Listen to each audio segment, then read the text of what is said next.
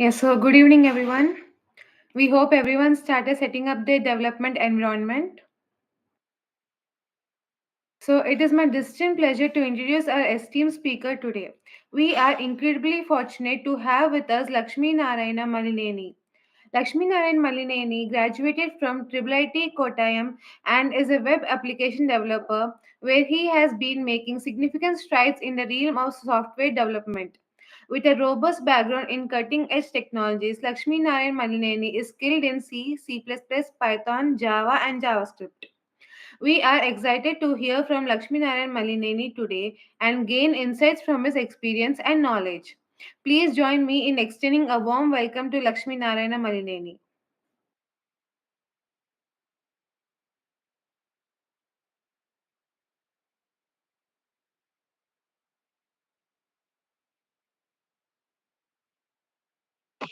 Hello.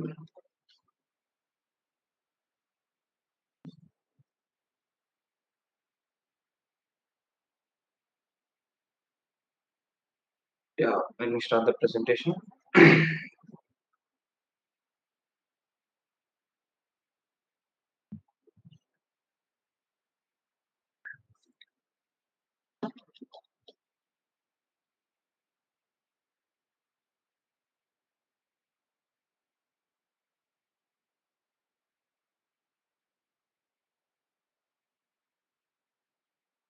Yeah, so welcome to the day two of the learning program. So we are gonna address web development, like how websites are built and how websites are maintained. So let us address the elephant in the room, like how does a website works basically. So so in a niche concept, website is uh, communication between two devices. Like one device is your desktop, personal desktop or laptop, anything, the any device which you browse on, and another device is the server. So server is, you may have heard a lot about this term called server. Server is nothing but another computer which was held in a remote region or any data center or something like that. Even your own personal laptop can be a server. So the communication between these two devices will be established based on the HTTP protocol. So whenever you hit the website, so the server basically gives you the HTML, CSS, and JavaScript. The browser renders the JavaScript and show you a whole web page which you browse on. So let us write our own HTML, CSS, and JavaScript first, and then move on to how the DOM and DOM manipulation works. Yeah, to go, I'll share my screen.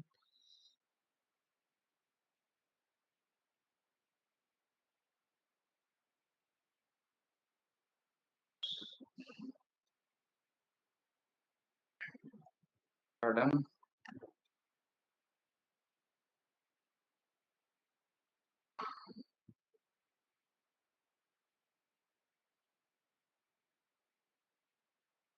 So this is my VS Code basically. VS Code is nothing but an IDE where you can code in different platforms, where different configurations and plugins come together and helps to code basically. So let us create a HTML file. So you have created your first HTML file, and let us introduce a boilerplate. This is called a boilerplate of HTML. So as we can see in our slide, so in the first line of the boilerplate, we have doc type HTML. So this line basically tells us the version of the HTML which we are using. So now we are using HTML5. Uh, this is the root element basically where the whole content of our HTML resides in. And then we have the head tag. So whatever the content, the metadata of the content which we are going to put in our body of the web page, the metadata of the data should be uh, included in the head tag. And then we have the body tag, where the whole content which we want to post in our website will be added on. So let us run our own website first, and then yeah. So we have so many.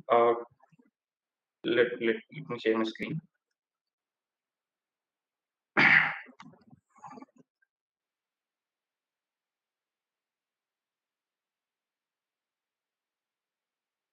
You can see my screen.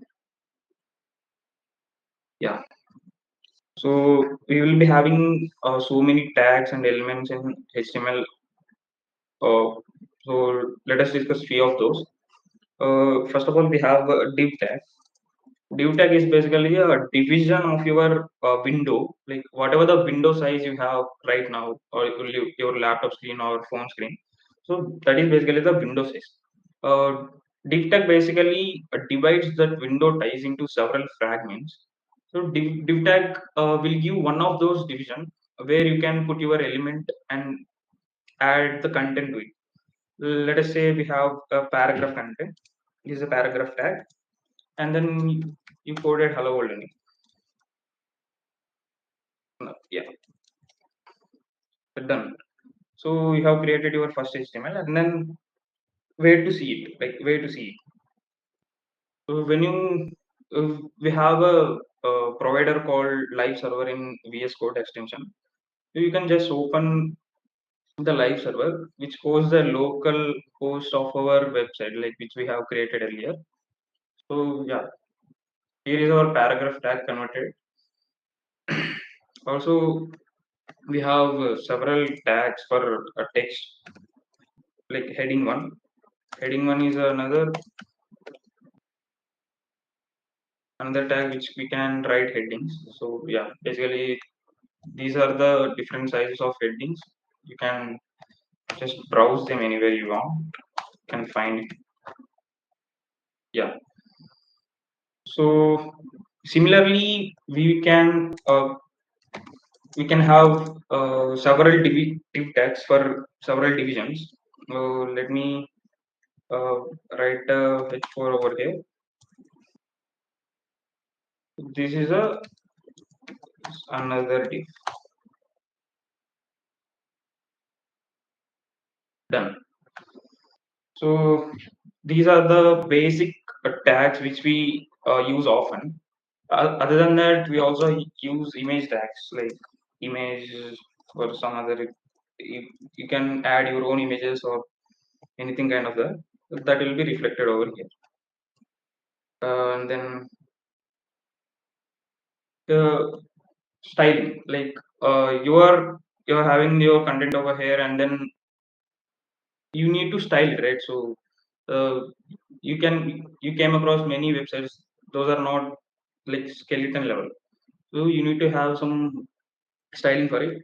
For that we can use CSS for that. There are several providers like Bootstrap and several UI frameworks that can be automatically turning your designs into UI. So basically the traditional way used to style your own CSS.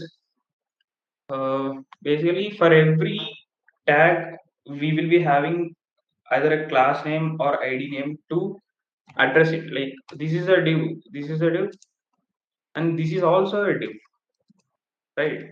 So, what is the difference between this div and this div? As you can notice the difference, but browser can't. How to address them? Just to add a name. You can add a name to your div. Like let's say this is a div one, and then this is a div 2.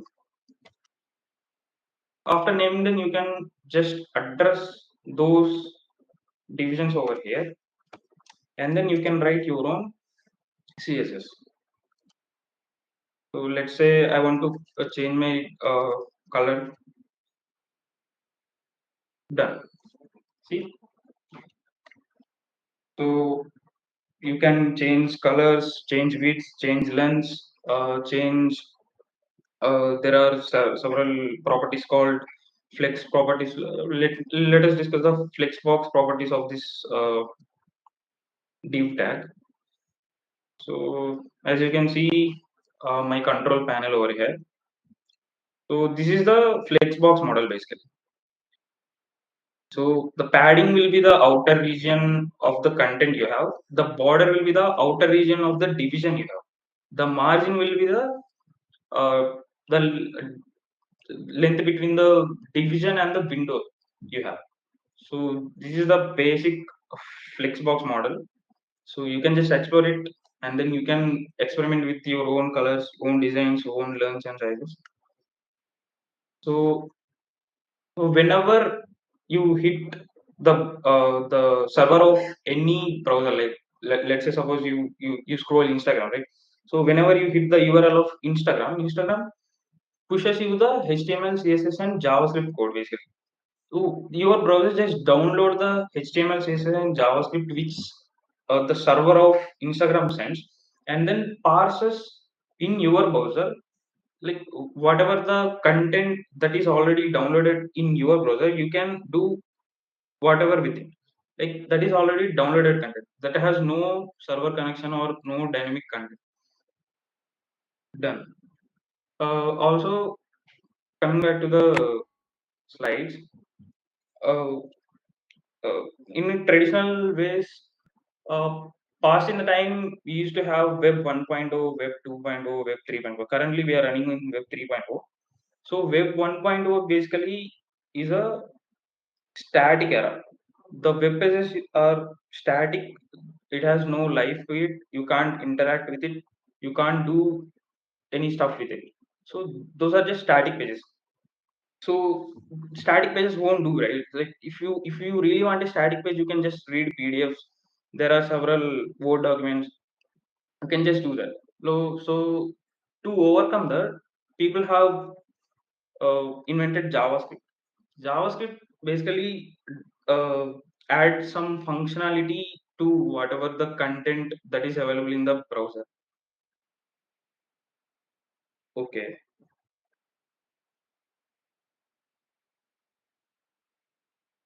yeah.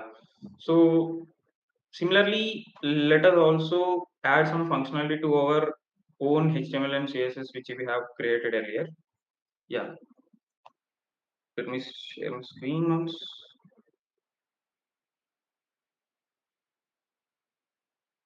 So yeah, so this is what we have done earlier, right? So this, this is our page which we have created. Let me clear this up first. Uh, and this is the D2. Let it say. Let us add a button over here. And this is called button, right? Button.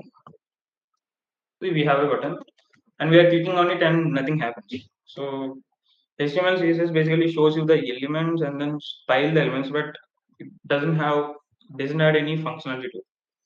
So there comes the JavaScript and how to implement the JavaScript, right? How to write JavaScript in HTML. You have three ways. One is to write your scripting over here. You can write any function, any methods over here, or you can also add it in your body. In the third way is you can have a separate JavaScript file over here. You can create a separate file index.js and then call that in your HTML file, and then you can parse over there. The optimal way is to write your script over the body tag, because whenever the downloading happens, right, the body tag will be downloaded first and then it fetches the script part. If you write the script part in the head tag, we don't want that, right? So whatever the content we have, the script should be acted on that content.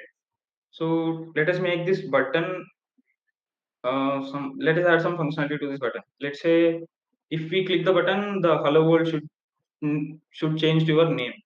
Let us add the functionality. So done. Also, we can have we can log something, right? So let us say you're not believing that the script function is not working in our HTML. Let us clear that out. So console.log is nothing but a similar statement in Python called print. So whatever you post over here, it will just basically print. Like this is our browser tool basically. And go to the console. Here you can see your script will be so JavaScript doesn't run on any JavaScript is a basically interpreter language. It doesn't have any compiler. It doesn't compile or build its own method. So interpreter language basically Python is also an interpreter language. So whatever the code you write, right? So let's say you have written 10 lines. The code basically runs from line 1 to line 10, line by line. It doesn't have any compiler over it. So let us add two numbers and print over here. So let us say a variable 1. Let us say a variable 2. Let us say a variable 3, adding both A and B, and we are logging it and expected to okay. Yeah, see. So this is your browser running the JavaScript for you. So to run any JavaScript, you require a browser. That's for sure. Uh, can't you run a JavaScript file without a browser? Yes, you can. That is where the node comes. Node.js is basically a engine provider. It basically provides you a engine that can run JavaScript through a third-party compiler which was already present in your desktop. So let us not get too complex over here. Let us just add the function that we want to add to the button. Let us create a function, function, function button.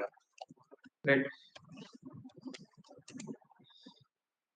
Uh, let us add some naming to it. Let us say we have ID para. Let us say we want to edit the content that is already there in the para. So we have document or get element by ID. Document is nothing but uh, whatever the whatever the tags that are already present in the HTML file that can be addressed by document using just a built-in function in JavaScript. So get element by ID, the naming itself tells that you can get any element by giving the ID. Let us give the ID name, and then the inner HTML. The inner HTML will be changing to, let us say, your name. You can add your name over here.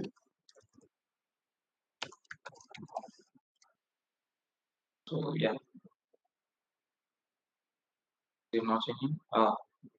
Haven't called it. So let us call this function over here. Then done. Let us change the color. Yeah, you can see now. This is our button, and this is the change we made using JavaScript. So we have our elements, we have the styling, we have the function. We are good to go. We can build the websites that whatever websites we are coming across. Uh, Whatever we are coming across, we have been using so many websites in daily basis, right?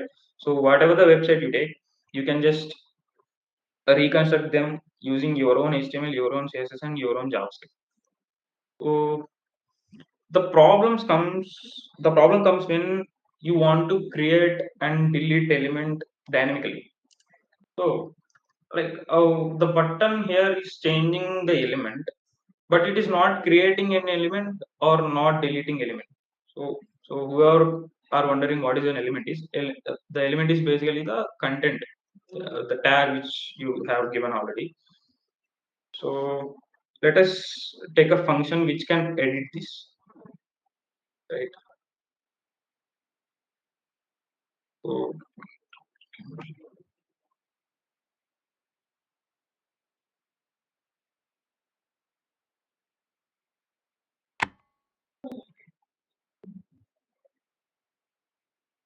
right, as you can see over here, so we have a div tag. The id of the div is parent, and then we have the hello, this is dom. Yeah, let's get to the dom manipulation. Yeah, dom thing, to explain the dom thing. So yeah, here it is. Like we have written our HTML over here. Here we can see our HTML. The HTML have HTML tag first, HTML tag first, and then head tag for head tag second, and then the body for third. So how does our browser read this HTML file? The browser file will read this HTML file in a method called document object module. So the document object model basically destructs our HTML. So whatever the HTML we have entered, right? So it it, it just breaks down it into element by element, parent by parent, and child by child. So it goes to the root level, and then create a new node for our content whatever we have entered over there. So you can see we have three nodes for my title, for header one, and then Google, right? So how to manipulate this DOM? I mean, how to create a new node or new element uh, to the already existing DOM. Let us create that using our JavaScript. So this is basically how to manipulate your own DOM using JavaScript.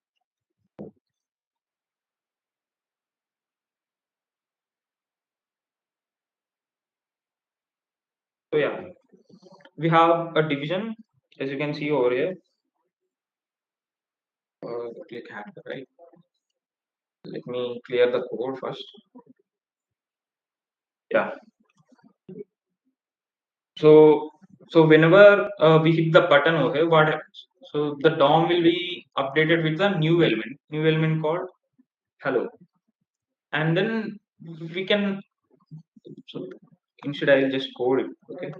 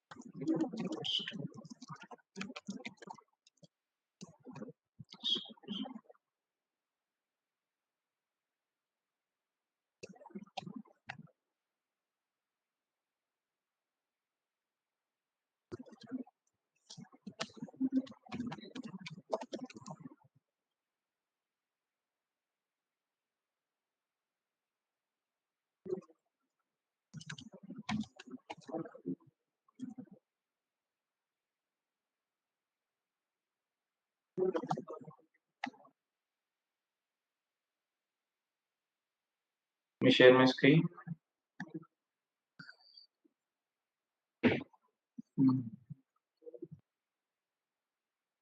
So yeah, you can see my code over here. So instead of this, we have added a new function called function to append the child. So let me replace this with the parent. So and done. Let us execute this. Is it not coming? Yeah,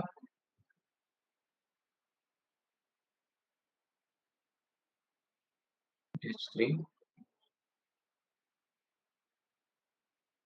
Let's go to the console. Append child, right? So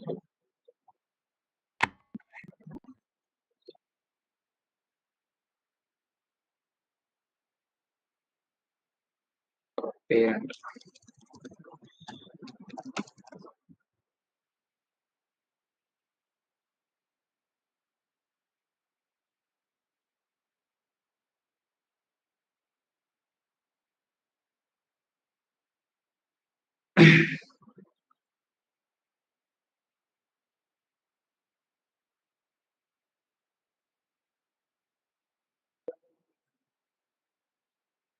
Then done.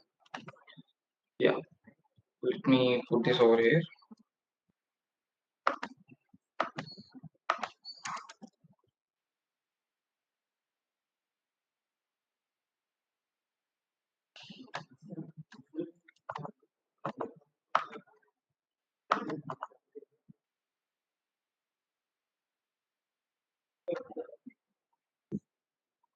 Let me share my screen.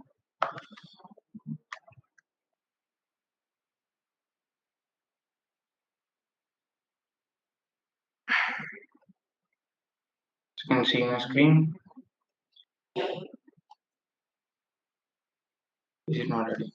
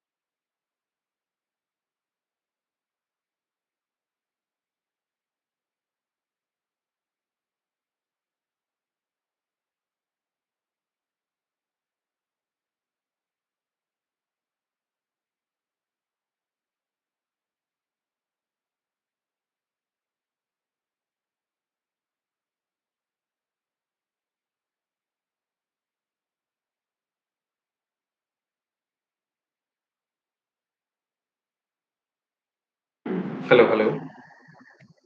Yes, yes, we are back. And then let us go to the DOM manipulation first, and then yeah.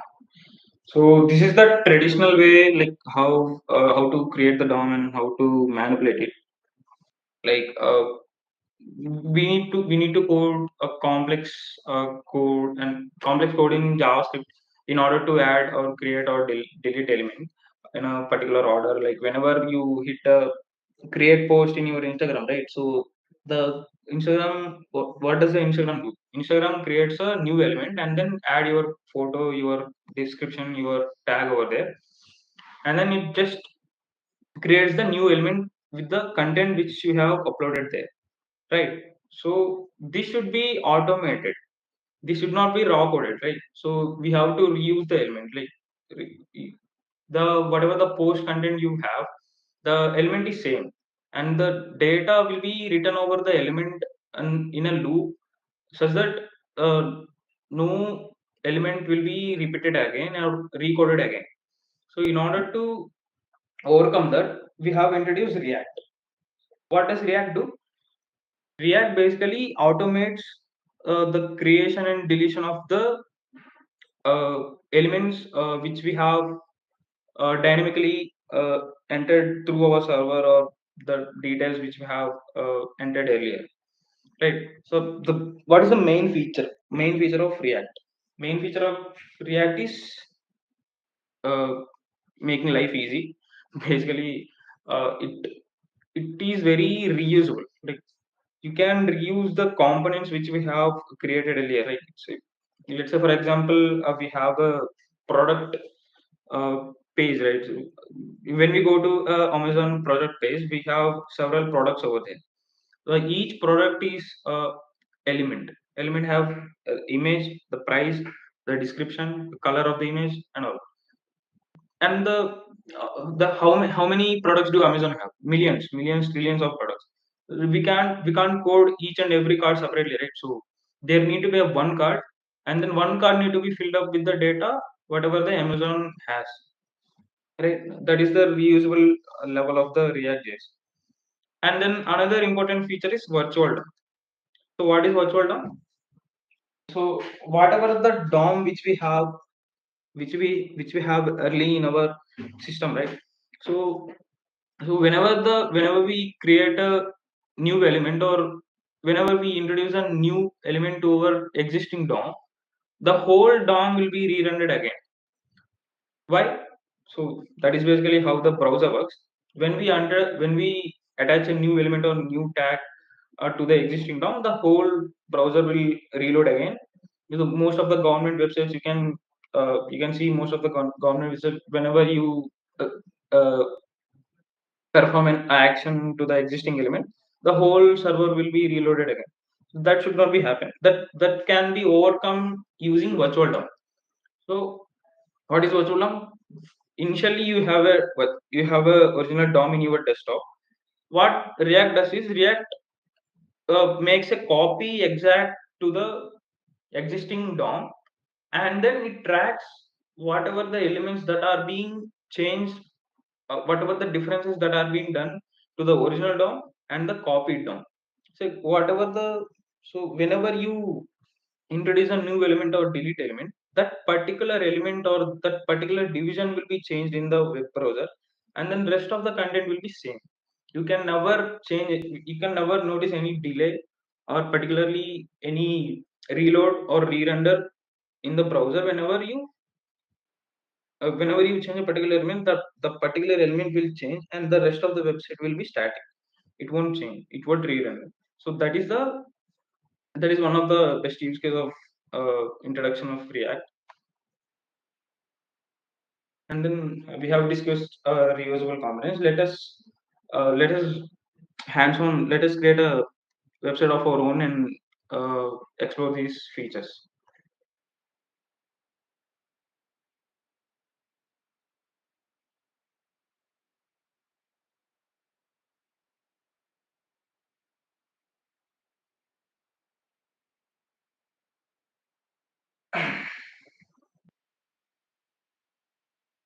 So initially, this is how your uh, VS Code should look like. And then whenever you go to the terminal, let me create the terminal.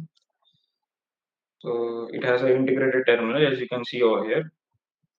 You can just create any React app using. You should have a node first. And what is node? Node is an engine that can run JavaScript in your computer.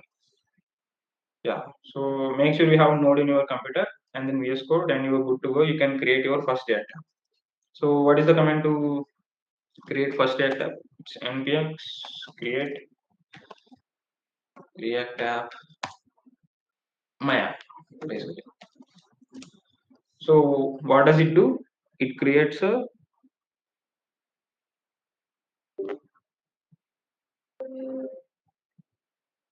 new app.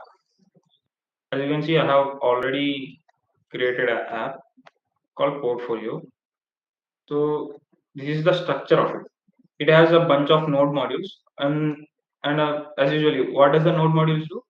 Node modules basically automate the virtual DOM thing, and then it tracks all the changes that are being done to our website dynamically. So these modules basically uh, work as a sub worker which can take care of the virtual DOM thing, and then you can focus on the content which we are adding to our own website. So rest of the things will be handled by the node modules. You don't have to do anything. You don't have to code externally for managing those components and then DOM manipulating thing. Coming to the public section, we have index.html. So whatever, don't be so overwhelmed seeing these links and all. These are basically the extensions of the concept which we have discussed earlier, right? Whatever the virtual DOM thing and all. So that will be done using these modules. then, then again, who created this module? The inventor.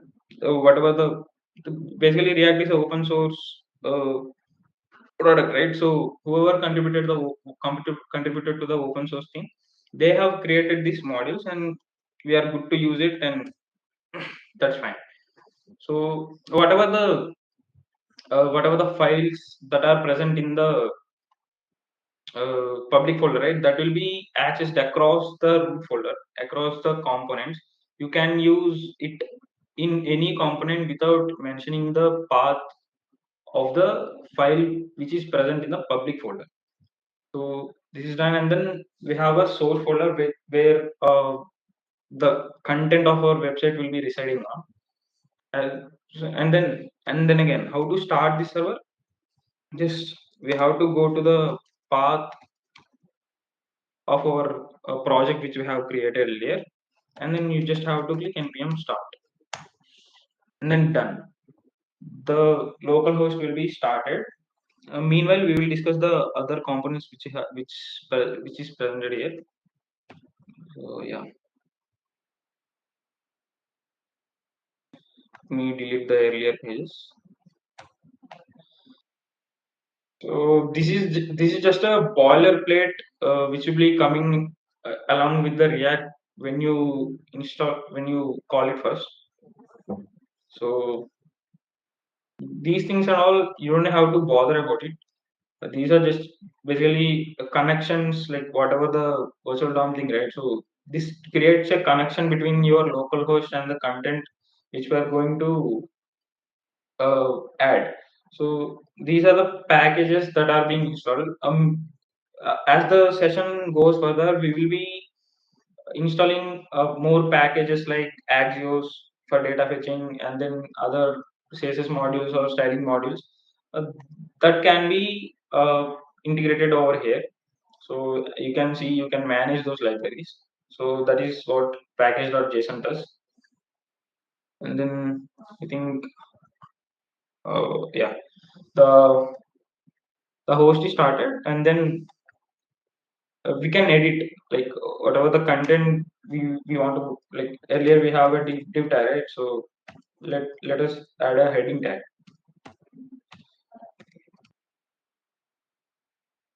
H1 hello from React,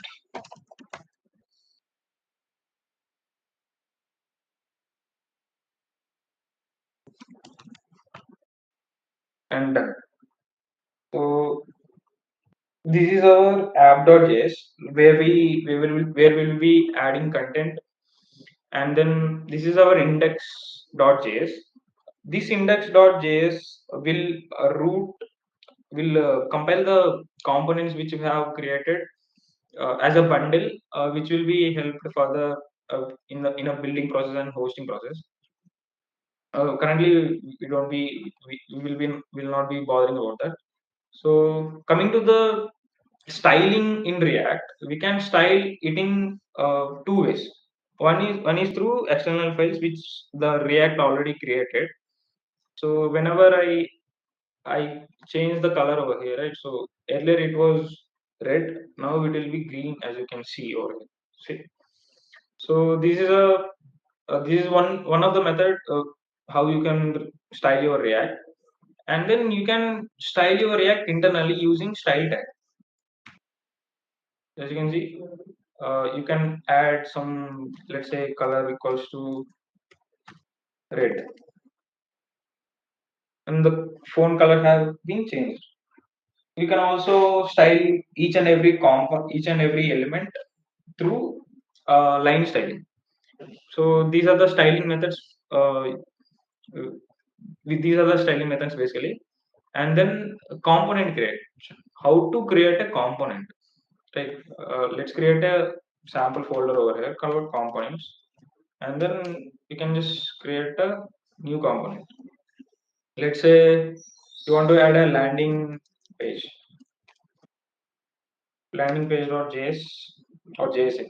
JSX basically gives the snippets whatever we require uh, whenever we are combining both JavaScript and HTML. So we can use JSX tag, which does life easier, and then done. So, what are the lines here telling? Like import React. It is just basically another line to import library. So you can import React library from React. So that is what this line tells. And then this is the basic JavaScript function. And then it is returning a HTML element. This element will be rendered in the index. So what does this line do? This line you can have multiple functions over here. Like let's say you have landing page function, and then let's say you have let's say um, landing page function, flying page function. Let's say flying page. Yeah, you have flying page. So what does this line do? Export default landing page. This line basically does is we have two functions over here, right? So let us call this function first in our app.js, like how to call a component to another component. This is a component which resides out of this components folder, and then we have to call this component over here. Like how do we do that? You can just import, as we imported the React library. You can just import the landing page. Let's say landing page. And one thumb rule here is the always the first letter of your uh, land first letter of your component should be capital. Otherwise, the React won't recognize that as a component, and it will convert it into a HTML tag which is not present. So it will give you an error. So let me call that. Let us define the page, and then good to go. So landing page, and then done. You can see the landing page over here. Although I haven't coded any landing page or any paragraph that is saying landing page over here, that can be called through components. Uh, Similarly, you can have n number of components. So coming back to the exporting part, so we are exporting only landing page here. By default, we are exporting landing page. What if we are not exporting landing page and we are exporting flying page? What will happen? Let us see. What will happen? Flying page will be seen here. Okay, flying page. Let us call that too.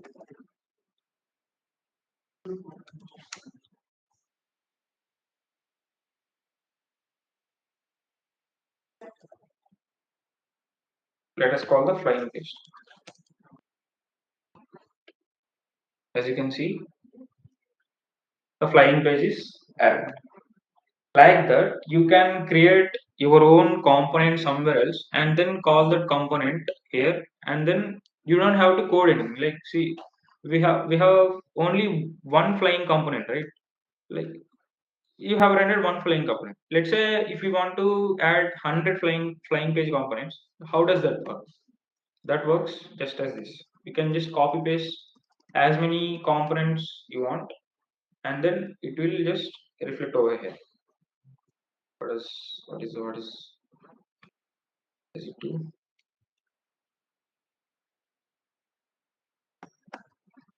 Adding paste.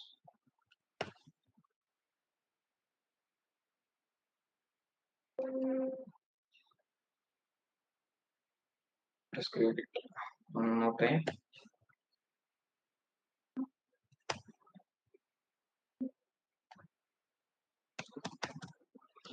We have a component and just we are reusing it again and again. As you can see, as I paste as many landing pages I want, the landing page components will be reflected over here. So are we writing raw code for each and every landing page? No. The landing page is already there, and then we are just calling the component over and over again. So this is the component calling basically. So let us keep a track of where are we.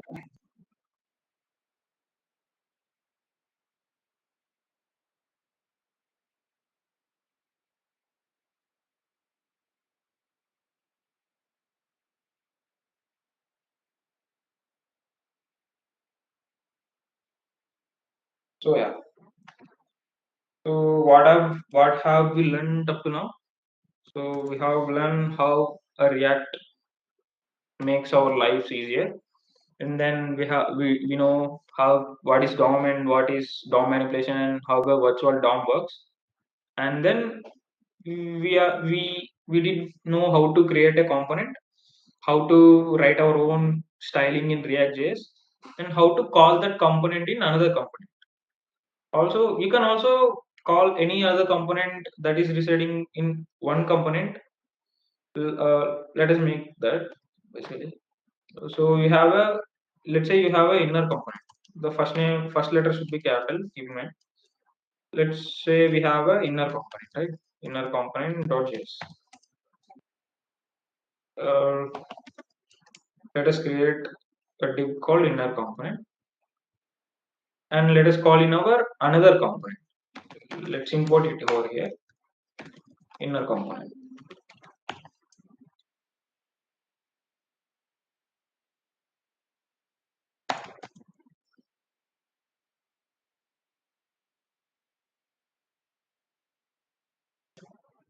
Let us call this here.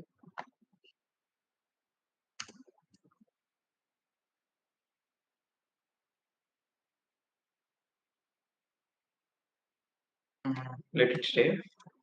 This is our landing page, and this is our inner component.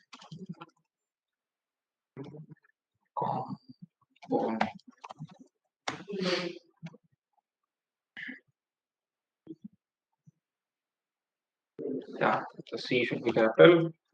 Always remember JavaScript is case sensitive, so make sure you spell your components right. And then yeah, you can see inner component. Although I haven't called the inner component in my app.js, it that will reflect. Why? That is called in our inner component. Now you can get the idea how the DOM works, right? So what does the DOM do? DOM will uh, DOM will take your the whole window in the root level, and then it starts to peel one by one as in a layer. So in the first peel we will be having hello from React, and then in the second peel will be having landing page, and in the third peel we will be having the inner component. So this is the project structure basically. Now you can call any component over here, and then you can just start experimenting with the components that you have created. So that is all. Yeah, that is from my side, yes.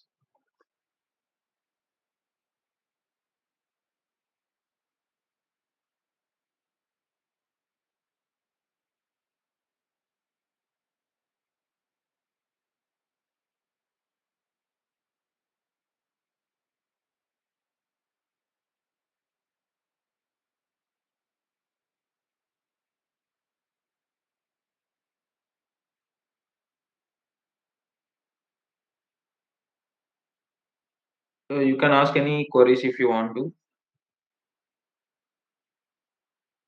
Also, the assignment for this day is you have to create your own portfolio. Your own portfolio in the sense you have to create your React app, and then you just have to build a static web page, which will look similar like this. And then here comes your name, here comes your picture, here comes your details about your education details, and then project details, if anything you have done. And then you can just create a static web page which reflects your LinkedIn profile basically. So that is the task, and then you can submit in the Moodle.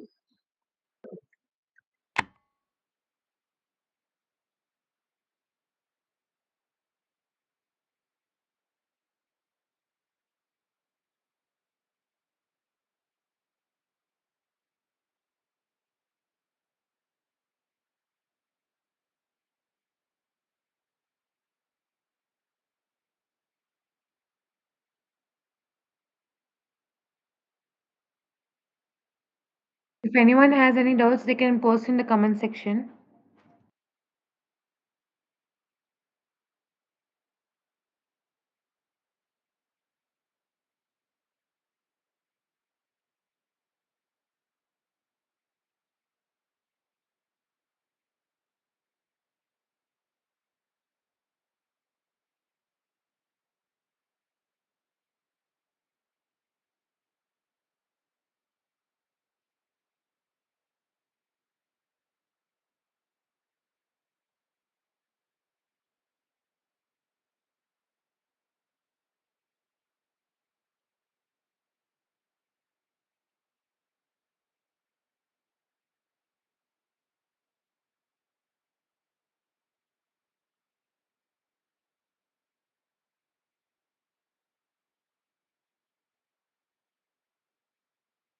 Mm, I find this kind of vague, but let's create some components.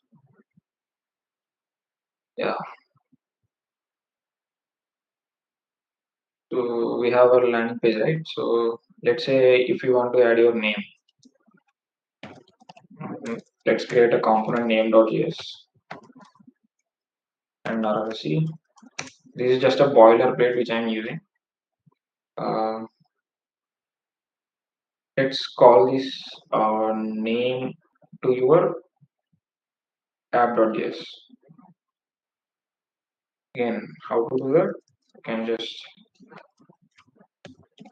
name it, and then it will present.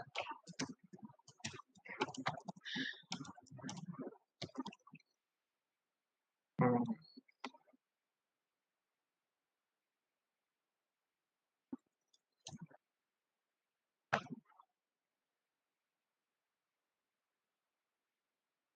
okay, I forgot to delete the inner component. Let us delete this. Let us clear this. There you go. There you go. There is the name. So why is this in center by default? There is some code which we gained from the boilerplate that can be erased over here. We can just remove this, then that will go off. Yeah, you can see blank canvas. You can just delete the CSS. Hmm. me delete the calling. Done. As you can see, the name is printed over here. Let's say you want to add your image, right? So let us add an image.jsx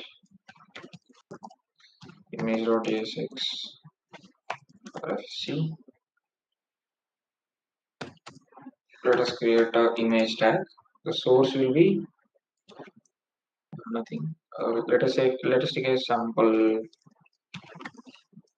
image. Let us take a sample image. Copy image address. Uh, Let us paste it over here. It's pretty long.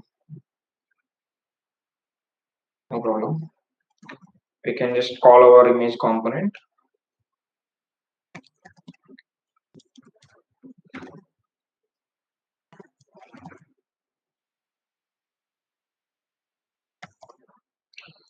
You can just call your image component in the div tag. You can see the image. You can see the name. You can style it. Let me style this. Like how to style this? How to, let's say, how to make it center. Right. Let's set the style tag, and then let's say it has a flex display flex. Margin will be set to auto, and then justify content. Justify content. Again, these are basic HTML, CSS components and elements which you will already be knowing if you are following web development since a long, or else you can just browse them. Uh, a lot of tags and lot of CSS components are available over there.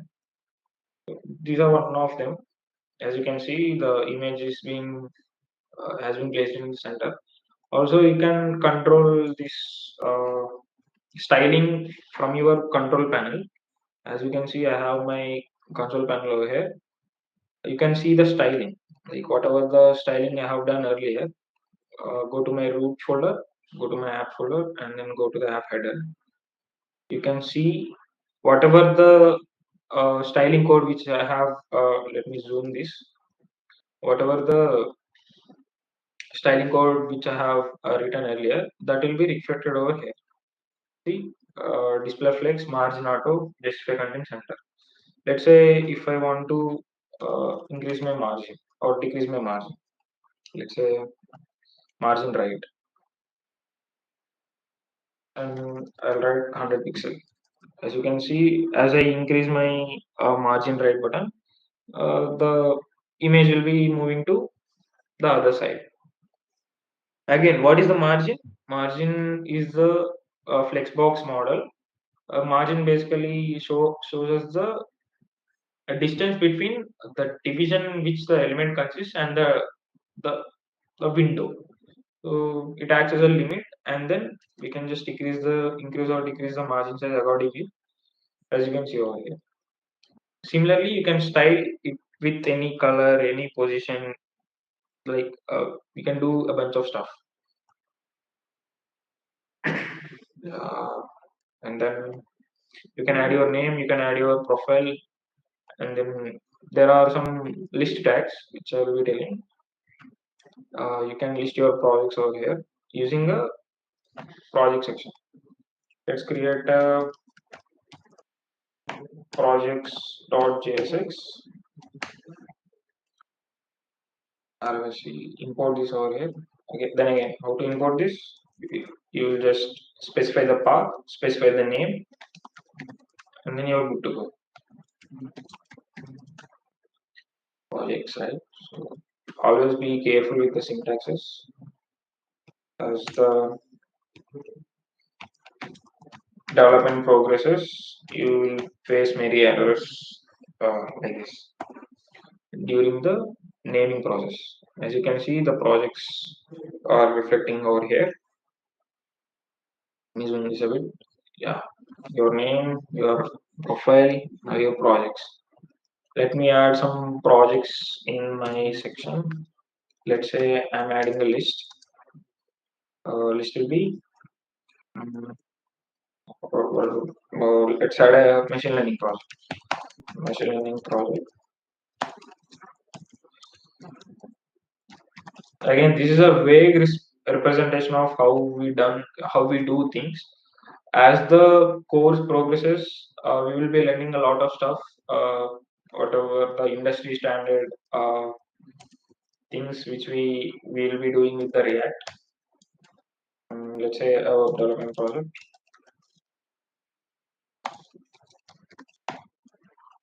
done. Let's say another data project, maybe data science project done.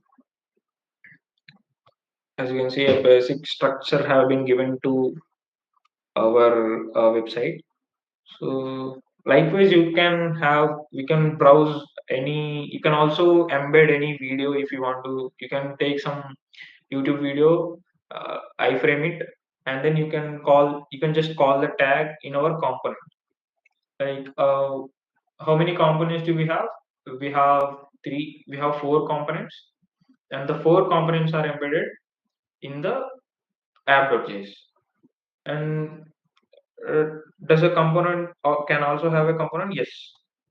Component can also call another component, which can be routed in number of ways. You can add as many as components possible.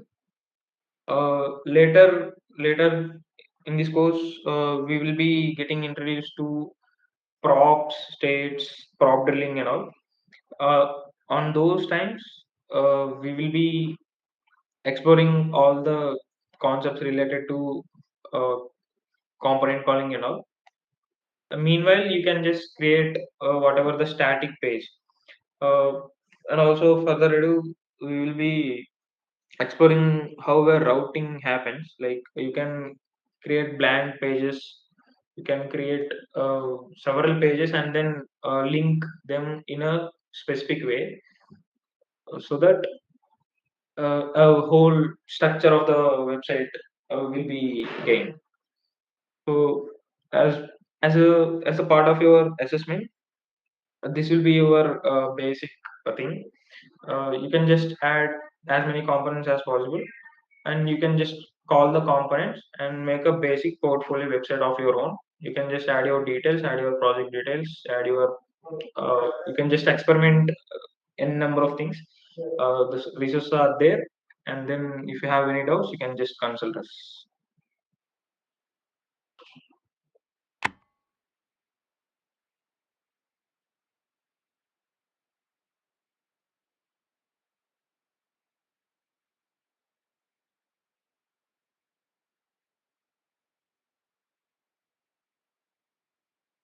So yeah, I'm reading some questions. What are the disadvantages of using React.js?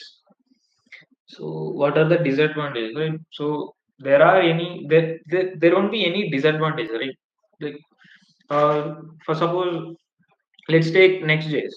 So Next.js is the successor of React.js. React.js only contains front-end development, right? So React.js, in React.js you can't write any backend code. In Next.js, you can write backend code there itself, and then you can call the static site rendering. So that can be happening in React.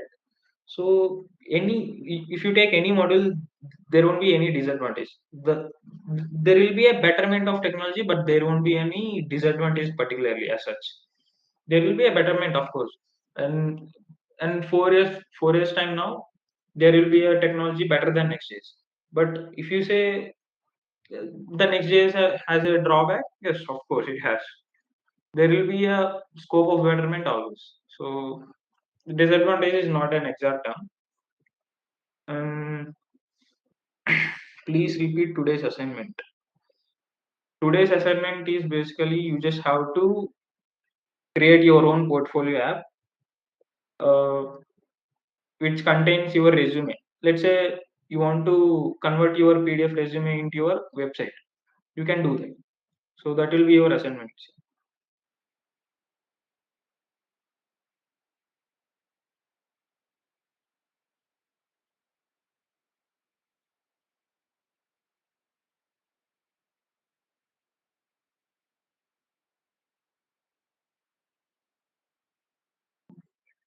Could you please explain more about how a website works? Sure.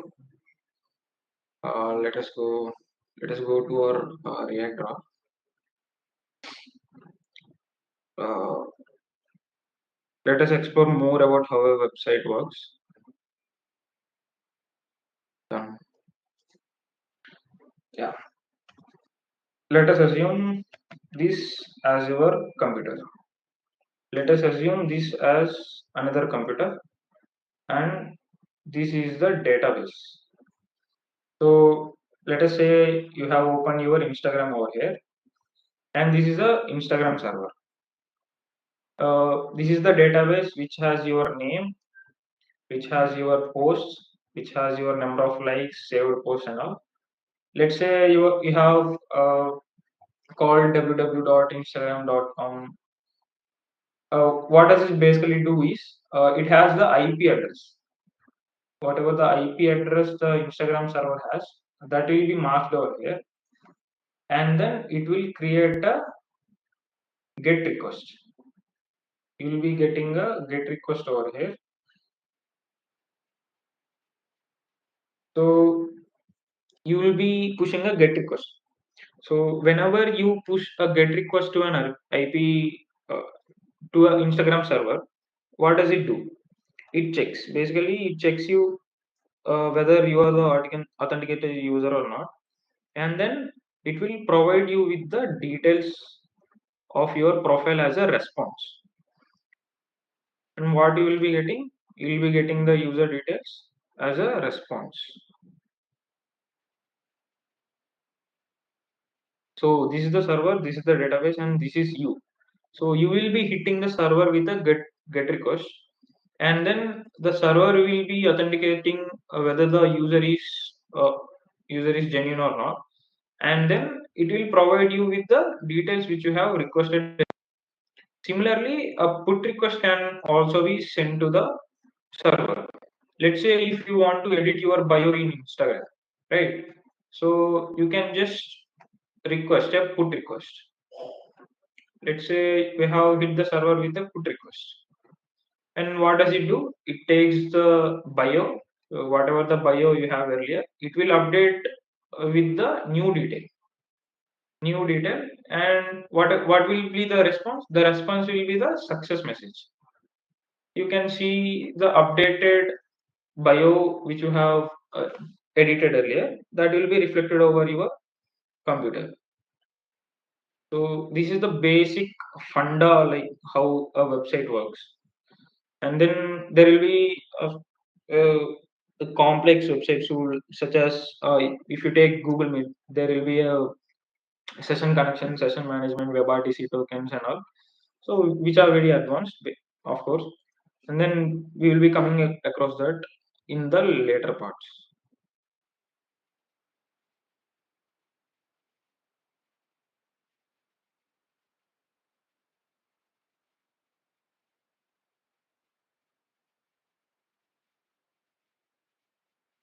Mm, can you explain the virtual DOM again? Yes, sure.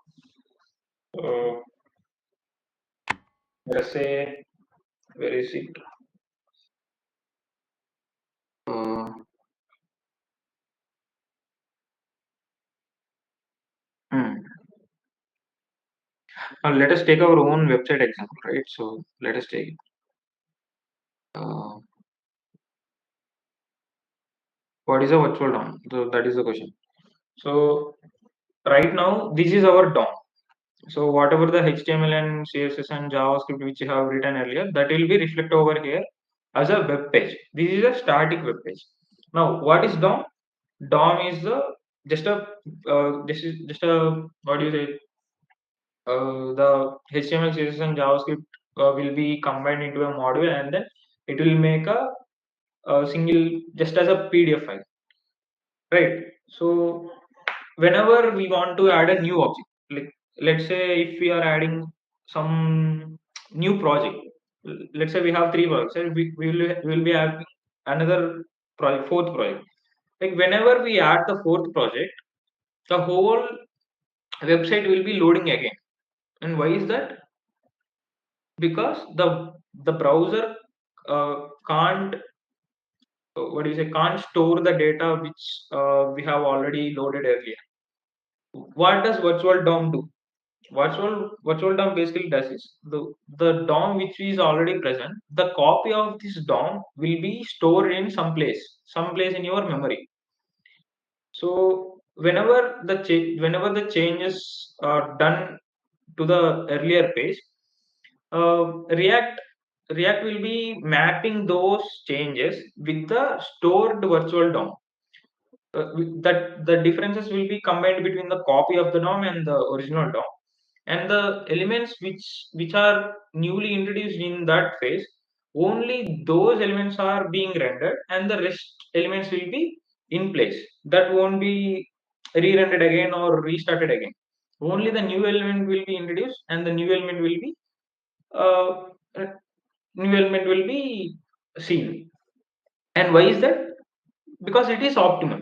You don't have to waste the memory uh, by reloading the things that are already existed. So that is the funda basically. And web page is static and no need to use React app actually.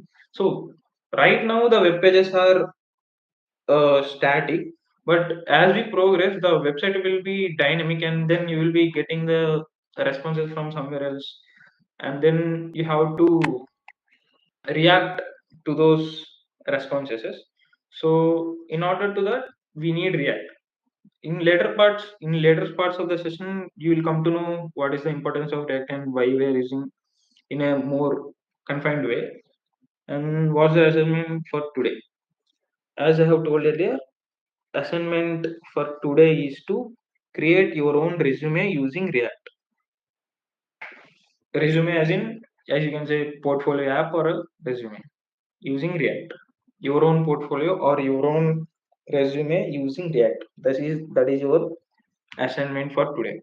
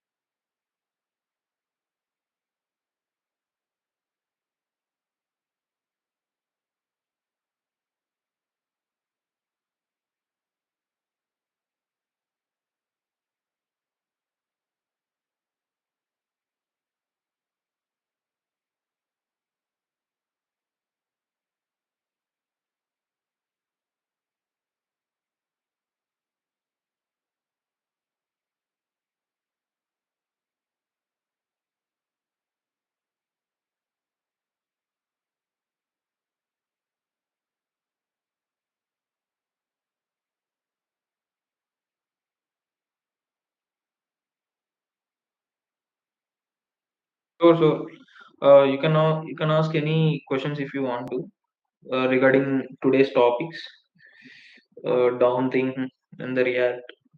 Any questions are welcome. You can ask now.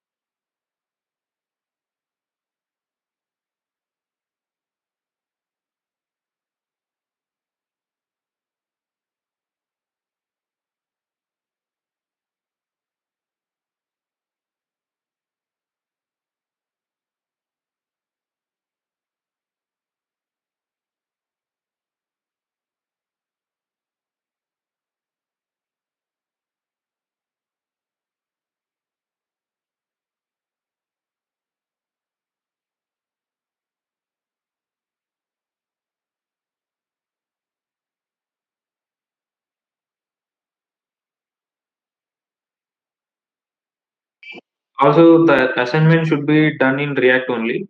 You can't use any third party apps. The deadline for the assignment is 10 a.m. tomorrow. You have to submit it over Moodle uh, in LMS. Yes. Also, whatever the things we have learned in this session particularly, that is enough for you to. That is good to go and build your own resume in React. That won't be hard for you. Please don't use any ChatGPT kind of thing, as you can learn so many things while coding. So I suggest you that.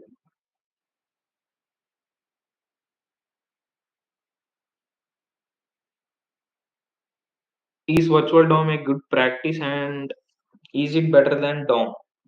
Yes, it is always better using virtual DOM than actual DOM, because we are overcoming the delay of the time, right? So whenever you are updating the virtual DOM, so the only component which we have changed will be changed, and the rest of the DOM will be in place. That won't be rendered or reloaded again. So we are saving time, one, and then the second is we are saving the storage also. So that is always using virtual DOM is very much optimal, and then that is being offered by React.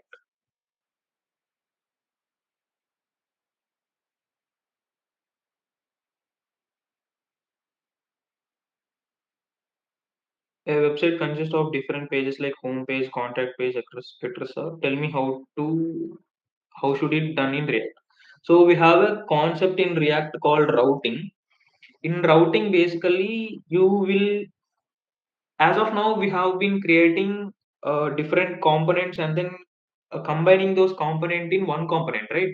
So in coming sessions, we will be creating different pages using routing, and routing basically provides you to create several pages and then link those pages to our anchor tags. Basically, you have seen in a menu bar we will be having so many links to our own local pages, right? So that will be done. That will be uh, possible through routing. That will be in our coming sessions. Don't worry about that. That will be taught here only. So yeah, why React and why not Vue? So React is open source basically. React, as you can see, I have mentioned earlier, React is open source, and the community of React is very much huge compared to Vue. So it is open source one, and the community is so huge, and the number of modules it offers is so huge. As you can see, as I'm streaming right now, you can go to your browser and uh, search UI providers for React. You can get million modules for React, and then the lesser quantity will be available for Vue and White, which are also tweaks of React. Okay, the community is large, the development tools are large, and the use case is also huge. So the companies are also demanding React now. So basically, those are the key factors why we are using React. I think this may answer you.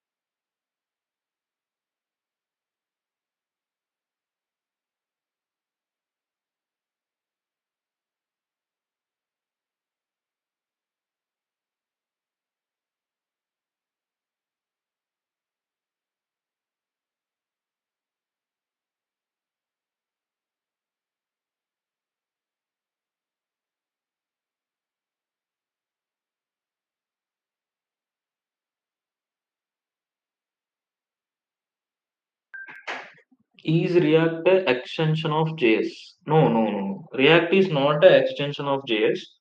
React just uses HTML, CSS, and JavaScript combinedly, and then provide you a optimal way of creating web pages. So that is what React does. React is not a new language or nothing like that. It just create web pages optimally using minimum memory and minimum time. So that what it does. It saves times. It saves memory, and it is better to use. So that's it. It is not a new technology or nothing like that. It just uses whatever the technologies that are present already, and then it makes life easier. That's it.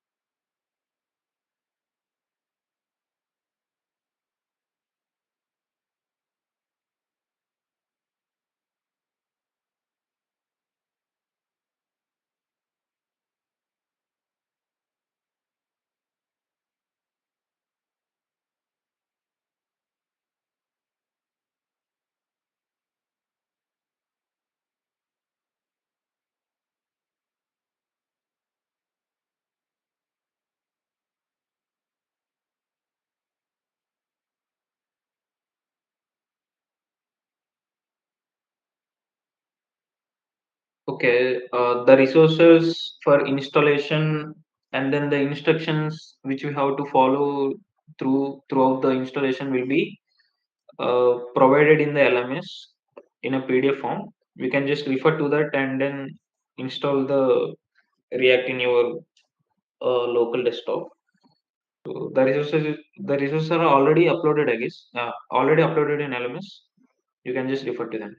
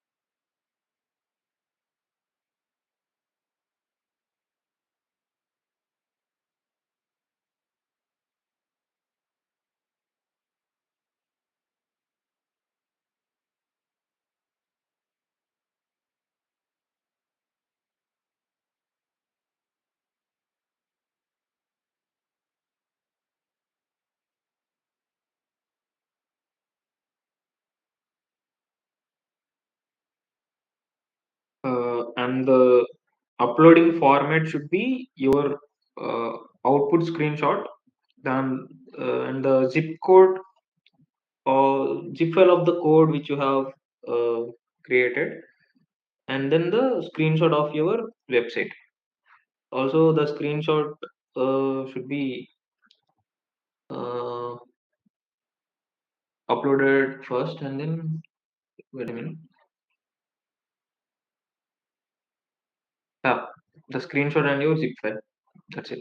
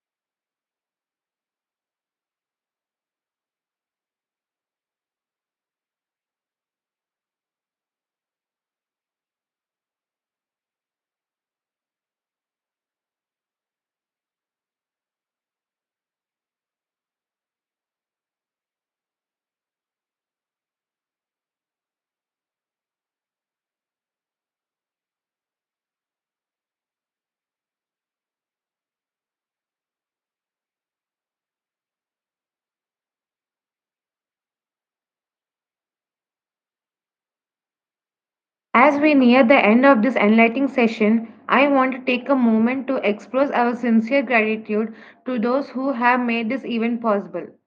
First and foremost, a huge thank you to our esteemed speaker Lakshmi Narayana Malineni.